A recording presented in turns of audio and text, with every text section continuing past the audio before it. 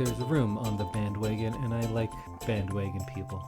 I say, come on in. If more people want to like something I like, and they're just going to like it when it's popular, that's cool. Mm-hmm. I already like it, and then we can talk about it.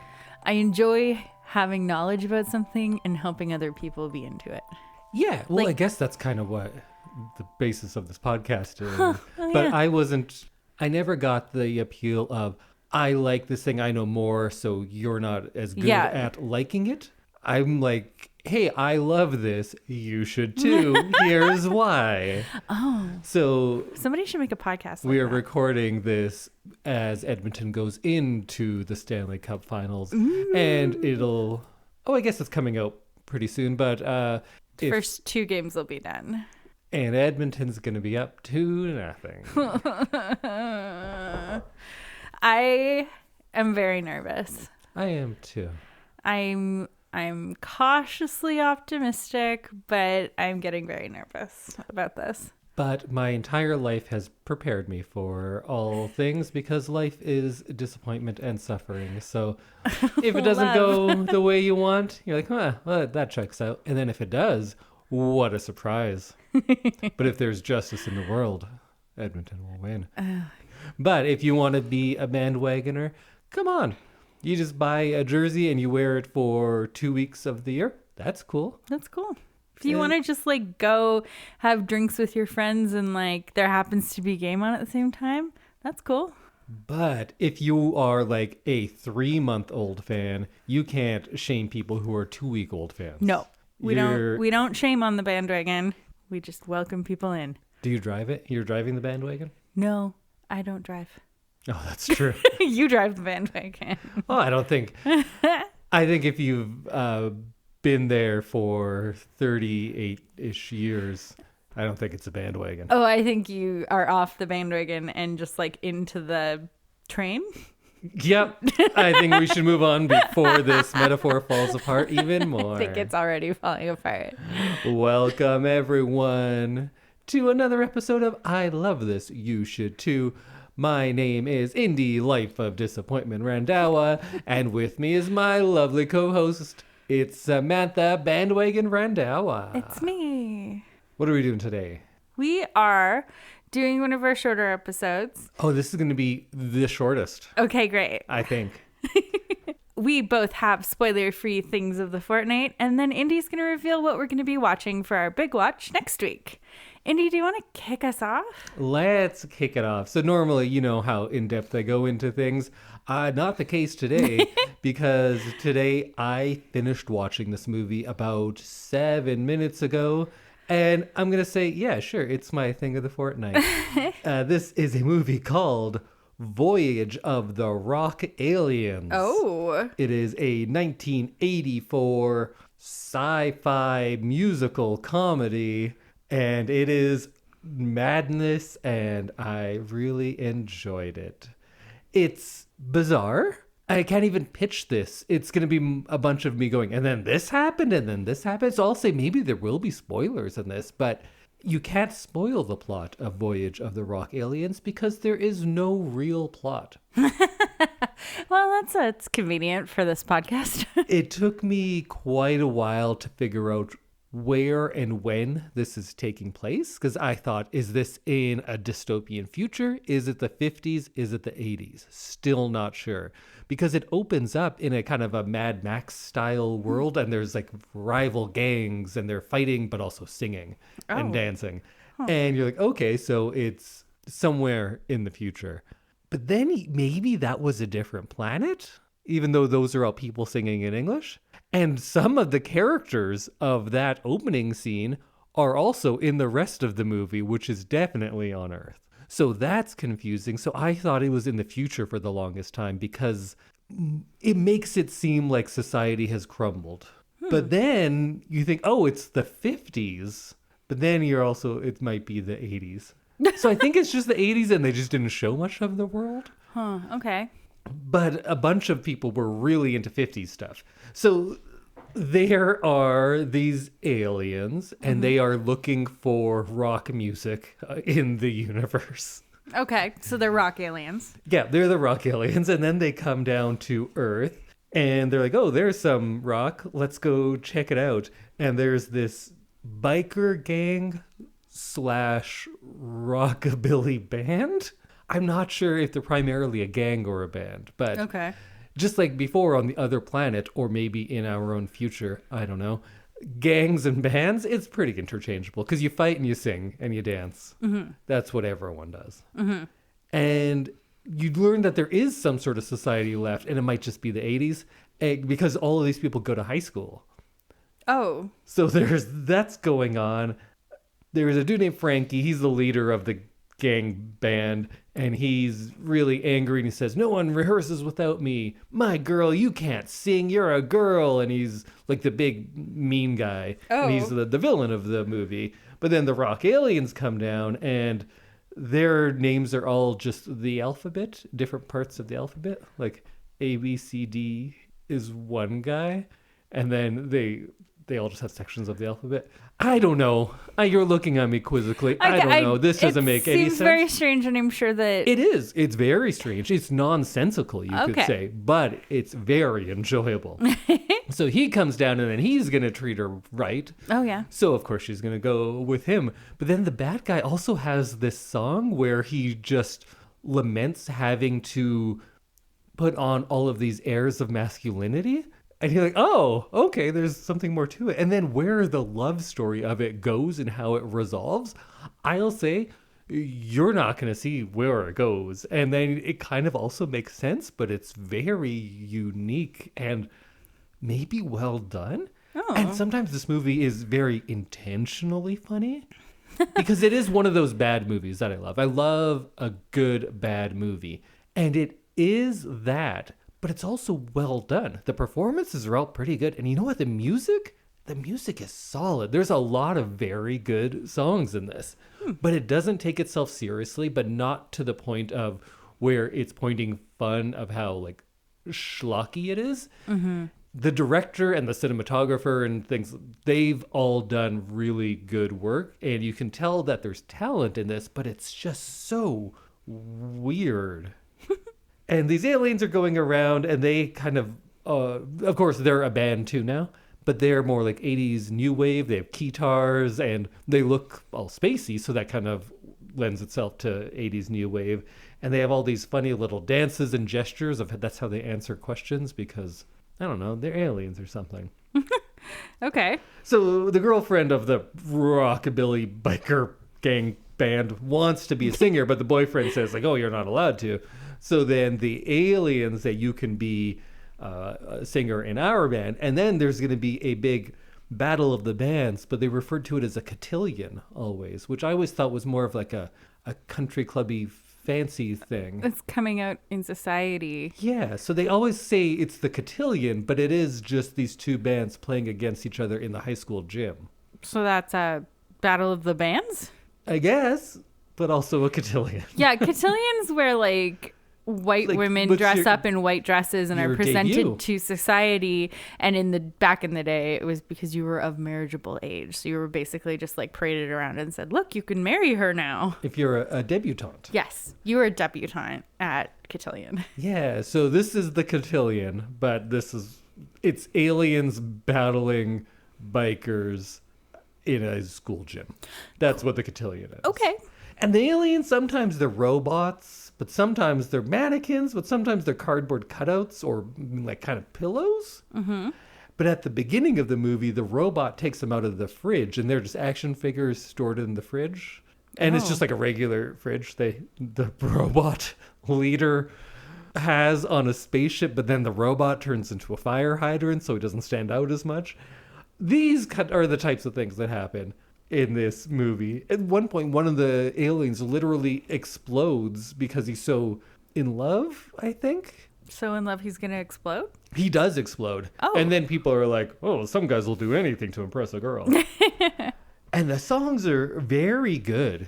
Surprisingly good. In the Mad Max opening world, Jermaine Jackson's in it, and he has a song. They have a duet. And there's one song where they have like a toilet dance where it's in the girls' bathroom at school, and you can see everyone's ankles underneath the stall doors, and then they have like a coordinated like just knee down dance that they do. Yeah, we do that every day. There you go. It happens all the time in the girls' bathroom. And then, not even to mention, there is a subplot about escaped mental patients. And one of them is going to, it's the guy from The Hills Have Eyes. And if you don't know who he has a very distinct face. He plays villains and monsters only.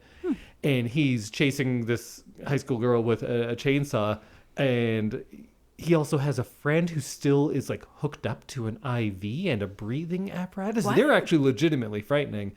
And they escaped, and they're chasing people around and killing people. And he's about to kill her with a chainsaw, but the chainsaw is not working. And I don't know who this woman is, but she was really good in this, actually. And she has all these funny bits, but she then starts shaming him that he didn't take care of his chainsaw, and then helps him fix it. And then they fall in love. Wow. Okay. Oh, and also there is some sort of monster that lives in the lake because the lake had a nuclear plant and then acid rain, and then the missile defense system is under the lake, and then the American government is suing them for damaging it with all the pollution. But then a big monster comes out of the lake at the end of the movie. What happened to the monster? I'm not exactly sure. What happens at the end of the movie? Not quite sure either. Okay. So I can't even spoil it because I'm unclear as to what happened. I get that this is a very weird thing to pick as my thing of the fortnight when I can't talk about why it's important or why it's great. It's just weird. It's a lot of fun. I think it's a really good type of bad movie. It might not even be a bad movie. It might just be good. But it's bizarre. It's a spectacle. It's well constructed. So if you're someone who doesn't like intentionally bad movies, you might still like this one because it's actually well done. The music is very good, and it is a bizarre joyride. So take that bizarre joyride. Great. It's called Voyage of the Rock Aliens, and it is available for free on YouTube. You can just watch it. Oh, it's one of those movies. Yeah. Okay, cool. Public domain? No, on the YouTube video, it does say copyright from this company, and this is how we're presenting it. Because I guess when it came out, they probably just didn't get a big distribution deal, so it doesn't exist anywhere. And rather than just keeping it to themselves, they're like, well, people might as well watch it, even if we'll just put it we on only make like a penny. The YouTubes. Yeah. So you can go watch it. Cool. I think you can get it on other streaming services as well, but you might as well just watch it on YouTube. Awesome. It was. It really was. Well, that was a short one for me. So now I'm assuming you are going to talk in depth for at least 20 minutes about the most recent audiobook you listened to? Almost all of that is true. I don't know about 20 minutes. I'm very tired today. So I'm going to see how coherent I can make this. And I don't know, maybe it'll be 5 minutes. So I listened to an audiobook by Karin Slaughter called Pretty Girls. Oh, and second Karin Slaughter in a row. Yeah, I'm doing a thing where I'm just reading one author at a time, and it's kind of fun. So this book it was a difficult read because of some of the subject matter. So I just want to say that first. This is there's sexual assault, there's kidnapping, there's a little bit of torture. It's kind of aggressively violent in some places. So just know that that's what's happening, because I did not know that. It was going to be described in such detail, and it was a little bit jarring if you don't know that that's going to happen. So I kind of wanted to just warn people. But it was a very good book. So this book starts 20 years ago when three sisters are growing up as teenagers, and one of the sisters vanishes without a trace. The entire family takes time to grieve in their own ways. One sister goes and marries a rich guy and becomes like kind of a trophy wife. The other sister has a daughter and is a single mom and has absolutely no contact with her family at all. And so they hear in the news about a murder of a teenage girl and think it kind of brings up all the memories of what happened. And so they end up reconnecting and end up finding a lot of information. And it's one of those books where you can't trust anybody. Ooh. It was twisty and turny, which is a classic for me. And you get a good idea of what's going on, and then all of a sudden it's all wrong. All the information you have is wrong. So it's really interesting because you kind of get comfortable and you kind of think you know what's going on, and then you're like, oh man, that wasn't even it at all. So it's really interesting. They kind of solve a mystery and track down a murderer and become closer than they ever were. Oh. Yeah, so it's kind of like nice in that way, but the mystery is super fun in this. You get a lot of twists and turns, and you get kind of an interesting look at these women and how grieving can kind of tear a family apart. There is a kind of companion to this book, I guess it's kind of a prequel. She called it a 0.5. And it's called Blonde Hair, Blue Eyes. And it's about the sister that went missing. And you get right up until she goes missing. Yeah, so if you're interested in that, you can read Blonde Hair, Blue Eyes and Pretty Girls by Karin Slaughter. But you should read Pretty Girls first. Yes. Yeah, read Pretty Girls first and then Blonde Hair, Blue Eyes. Because it kind of gives up some clues in the prequel. So, how many Karin Slaughter books have you read now? Like 5. Where does this one rank in there? Is it one of the better ones? I think it's like number 2 or number 3. All right. Yeah. It was good. It was like a little graphic, so I think I'm knocking it down a point for that, but it was a really well constructed story. Do you know which is your favorite Karin Slaughter? Off the top of my head. Yeah, check it out. Any of her books, they're all really good. So, Indy, it's time. What are we watching for next week? Do you know? I do. I also just decided this at the last minute because I think we've been doing a good bit of, or at least I have, I just want to rewatch this. Okay. And we are going to be watching the 2003 film Lost in Translation. Okay. I'm not going deep cuts. This was, I think, a very well-known movie. Is this Bill Murray? It is. Okay. I can't remember who the girl is. Scarlett Johansson. It's Scarlett Johansson. Okay. I think I may have seen this when it first came out, but as listeners of the show know, I have like zero memory for movies. So there's a very good chance I will not remember anything about this movie. Because it was 2003, so you were a teenager. Maybe you went to go see it, but it was kind of as mainstream as the kind of a artsy movie got. Because I remember when it came out, and I didn't see it in the theaters. I don't go to the theaters much now, but I was a lot more then. And it seemed like something that I really missed out on because it had so many things that were really appealing to me at the time. Because this is a time when I was starting my film studies degree. I was getting more into making movies myself. I was like 18, 19, so I was like peak pretentiousness, right? Of course, like yeah. First year university students when they're going to film class. That's when you peak in your pretentiousness. And this movie appeals to that kind of person.